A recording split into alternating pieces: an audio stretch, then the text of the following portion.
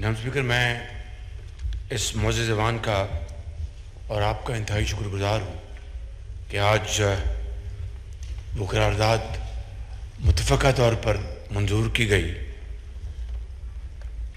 جو کہ 9 مئی کے حوالے سے جو واقعات ہوئے. میں کسی تفصیل میں نہیں جاؤں گا، خواجہ آصف صاحب نے بڑی تفصیل سے اس کے اوپر روشنی ڈالی ہے، مگر صرف ایک بات کہہ کہ میں اگلی بات جس کے لیے مجھے آپ نے ٹائم عطا کیا ہے، میں آپ کا شکر گزار ہوں. میں وہ بات کرنا چاہتا ہوں کیونکہ مغرب کی اذان کا وقت ہوا چاہتا ہے، اور وہ یہ ہے کہ صرف جو سویلین تنصیبات ہیں وہاں پر آئین اور قانون کے مطابق اور انصاف کے تمام تقاضے پورے کرتے ہوئے وہاں پر اینٹی ٹیررسٹ ایکٹ کے تحت مقدمے چلائے جائیں گے.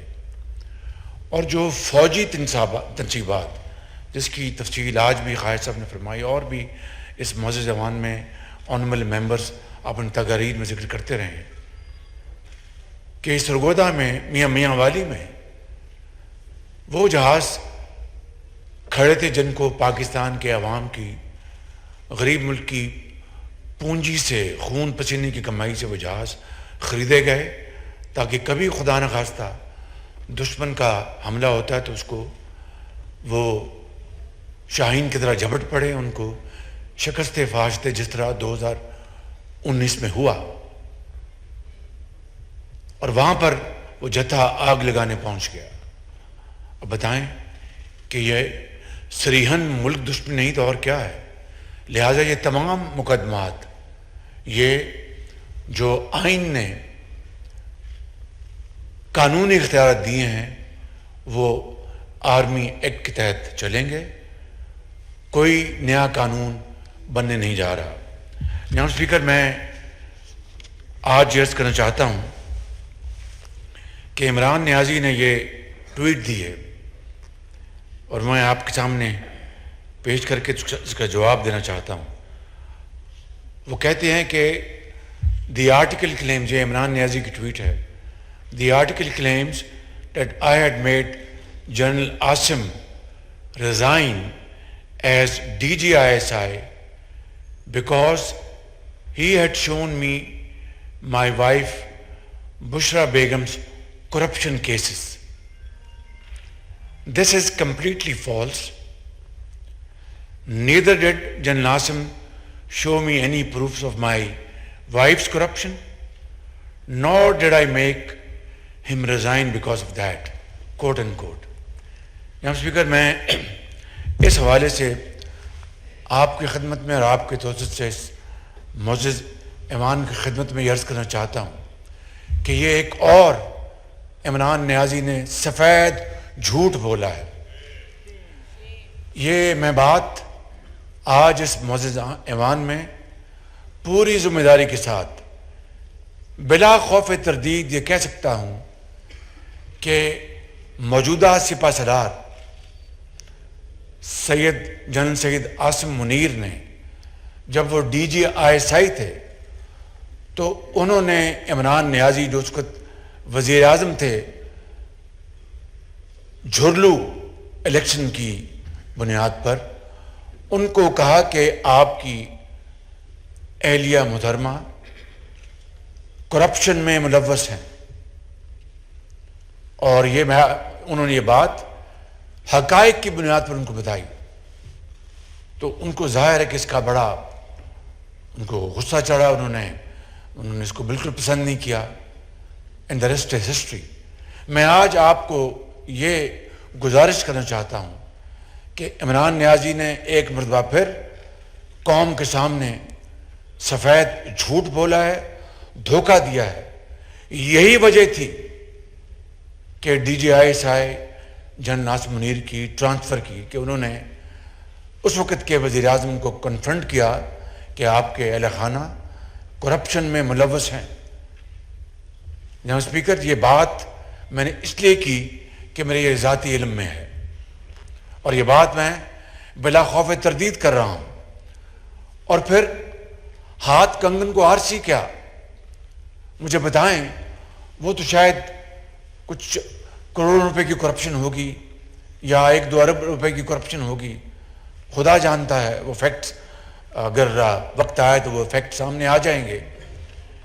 لیکن جو بات میں یہاں پر کرنا چاہتا ہوں کہ 60 ارب روپے کی کرپشن کو آپ کہاں لے جائیں گے جناب اسپیکر؟ سعودی ولی عہد کی وہ ایک نادر تحفہ مکہ مکرمہ کی وہاں پر ماڈل تھا، اس گھڑی میں کروڑوں روپے کے، اس کو بازار میں بیچ دیا اور جعلی رسید پیش کر دی، بیچا اس کو دبئی میں اور کہا کہ یہاں پر اسلام آباد میں پتہ نہیں کون سی پچھواڑے میں دکان ہے، اس کی جعلی رسید دے دی. اس سے بڑا اور جناب اسپیکر سنگین مذاق اس قوم کے ساتھ کیا ہو سکتا ہے؟ ہمارے برادر ممالک کے جو سربراہان ہیں ان کے ساتھ اور کیا سنگین مذاق ہو سکتا ہے؟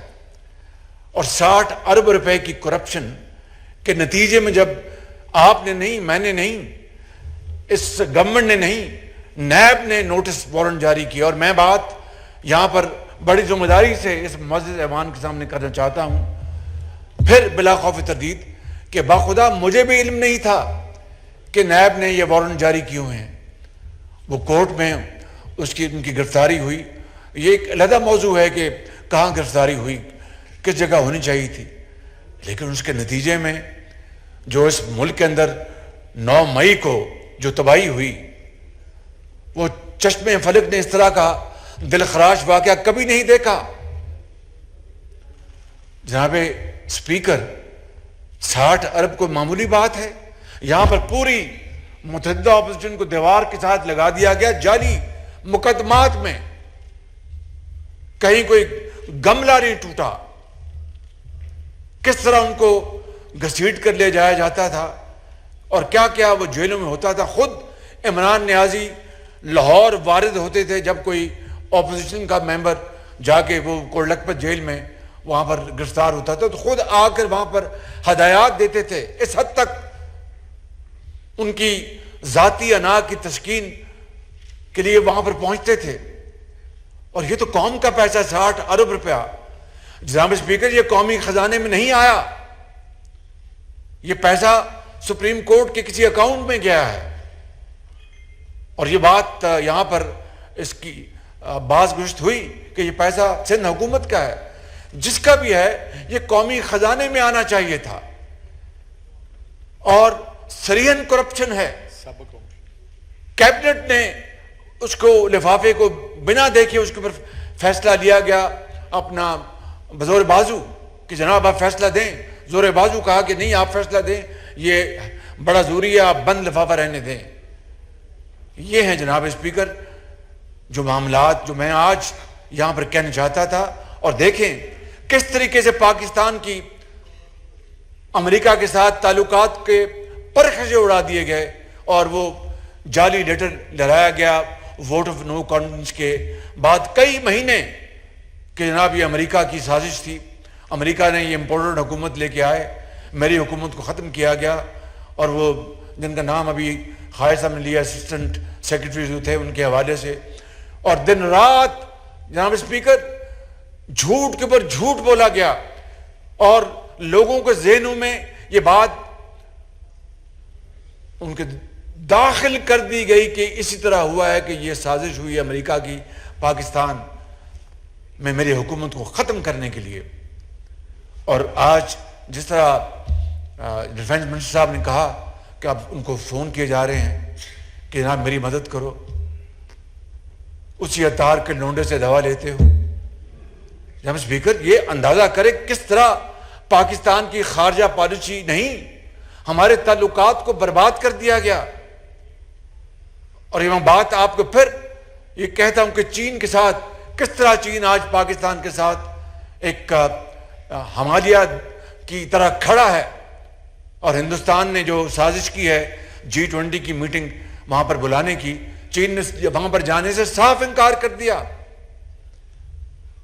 یہ وہ چین ہے جس کے بارے میں انہوں نے کہا کہ جناب یہ چین جو ہے یہ تو انہوں نے سی پیک میں کرپشن کی ہے اور اپنا اربوں روپے کھائے گئے اور یہ شہباز شریف اور نواز شریف کے یہ منصوبے تھے, اس میں کرپشن ہوئی ہے. اسپیکر, کوئی درد دل رکھنے والا پاکستانی ذرا سی بھی ہوش کے ساتھ اس طرح کی بات سوچ سکتا ہے؟ چاہے جائے کہ اس بات کو پھیلایا جائے اور چین کے ساتھ تعلقات کو بے پناہ نقصان پہنچایا جائے. اس کے باوجود بھی دیکھیں چین کا حوصلہ. میں سلوٹ کرتا ہوں چینیوں کو, چینی لیڈرشپ کو, جنہوں نے آج پھر کشمیر کاز کے حوالے سے پاکستان کے ساتھ والہانہ ساتھ دیا ہے. سعودی عرب کے بارے میں خبریں آئی ہیں, ترکی کے بارے میں خبریں آئی ہیں کہ وہ ہمارا ساتھ دے رہے ہیں. ان کے ساتھ انہوں نے تعلقات کو برباد کر دیا.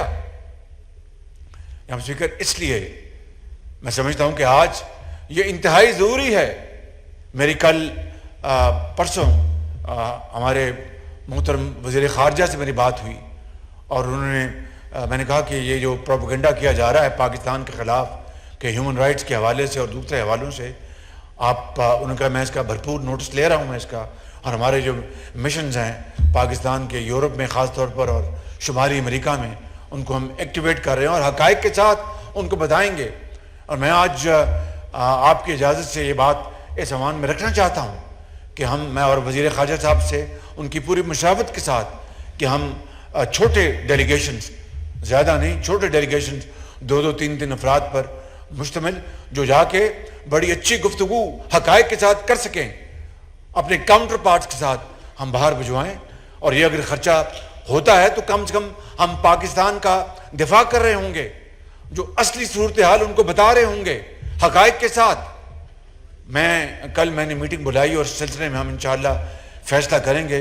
جناب اسپیکر, یہ بہت ظلم اور زیادتی ہوئی ہے پاکستان کے ساتھ. ابھی میں کوئٹہ سے ہو کے آیا ہوں, 19 سال بعد وہاں پر کوئٹہ میں نیشنل گیمز, وہاں پر اس کا آج افتتاح ہوا. 19 سال بعد. یہ کوئی معمولی بات ہے کہ کس طریقے سے جناب اسپیکر ان سپوتوں نے, قوم کے سپوتوں نے, جن کے بارے میں وہ مرحومہ نے کہا تھا کہ پتر ہٹاتے نہیں لفظ ہے, انہوں نے اپنی جانیں ہتھیلی پر رکھ کر اپنی قوم کے ماں اور بچوں اور بزرگوں اور جوانوں کو بچایا اور اس دہشت گردی کا قلعہ کما کیا. اور ان کے بارے میں انہوں نے جو کچھ کیا 9 مئی کو, اس کے بعد میں سمجھتا ہوں کہ یہ قوم کبھی اس دلخراش واقعے کو کبھی نہیں بھولے گی. اور میں آپ کو آج پھر بڑی عاجزی سے, ہمارے دل میں کوئی انتقام نہیں, کوئی وینڈیٹا نہیں ہے, بخدا میں آپ کو بالکل دل سے بات کر رہا ہوں, لیکن جنہوں نے اس قوم کے شہیدوں اور غازیوں کی بے حرمتی کی ہے اور ان کے یادگاروں کو پاؤں تلے روندا ہے اور ان کو گالی گلوچ کیا, جا کے اپنا قائد اعظم ہاؤس کو جا کے وہاں پر اس کو راکھ بنایا اور پوری دنیا کو بتایا کہ ہم پاکستانی نہیں, ہم دشمن ہیں. جناب اسپیکر, ان کو قانون اور آئین کے کٹہرے میں کھڑا کرنا ہوگا. اگر ان سے رعایت برتی گئی تو میرے منہ میں خاک, یہ ملک نہیں بچے گا. اس لیے میں کہتا ہوں کہ ہمارے کوئی ہم منقسم مزاج نہیں ہیں. سوال پیدا نہیں ہوتا, ہمیں نواز شریف کی ٹریننگ ہے.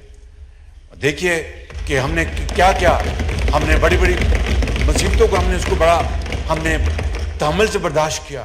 پیپلز پارٹی نے کتنے بڑے دلخراش واقعات کو صبر و تحمل سے برداشت کیا, مگر یہ واقعہ ایسا ہے جو میرے اور آپ کی یہ کنٹرول سے باہر ہے.